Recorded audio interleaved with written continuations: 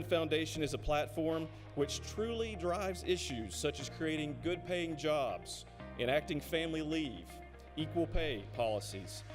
And this one is very important and near and dear to my heart and our colleagues at UA Little Rock. That's affordability for women to go to college, which can bring about sustainability. Just raise your hand or jump on in. The first question would be, what characteristics should a social entrepreneur possess?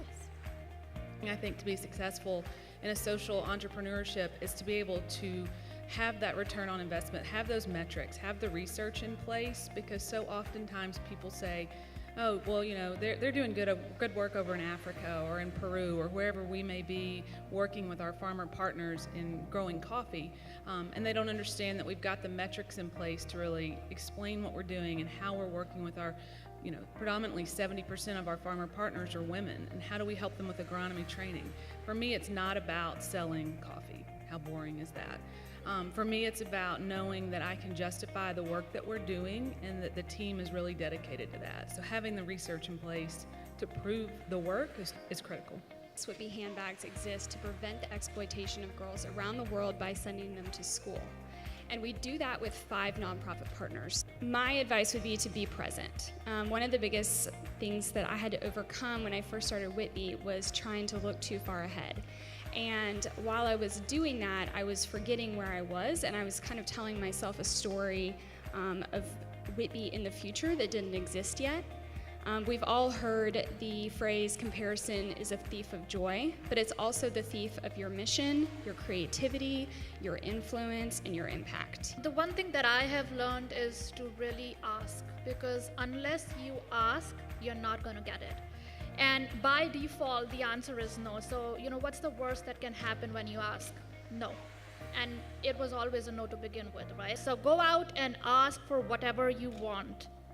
It's important, if you think about social entrepreneurship, you're thinking about taking a stand for social actions and helping people with a lot of issues. And if you don't think there's people with a lot of issues, just look to the person next to you. They are here.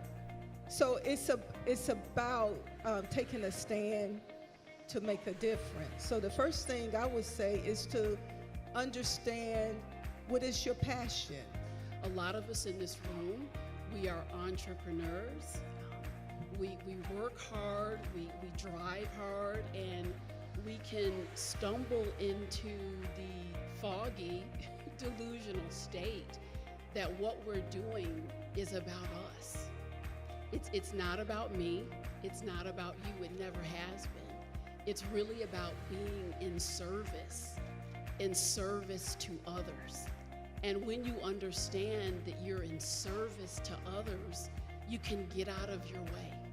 An ex-boyfriend who I lived with out of the country had taken photos and videos of me naked while I was asleep.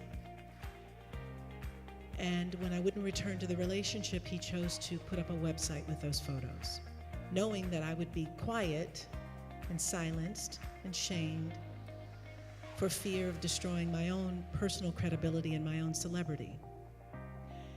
And when I stayed locked in shame and silence for many months, afraid to share it with anyone, I decided that I would use my voice and my story and my platform to do something about it. 50 Shades of Silence was born, and it is a website with tremendous resources for victims and advocates and supporters. We have launched the filming of the documentary that will not only include my story, but the stories of several other survivors. And so by simply asking yourself in the face of a challenge, who do I need to become? Who do I need to become to get through this? Where do I need to go? What do I need to trust? What is next? Let's thank these amazing women for what they've shared with us today.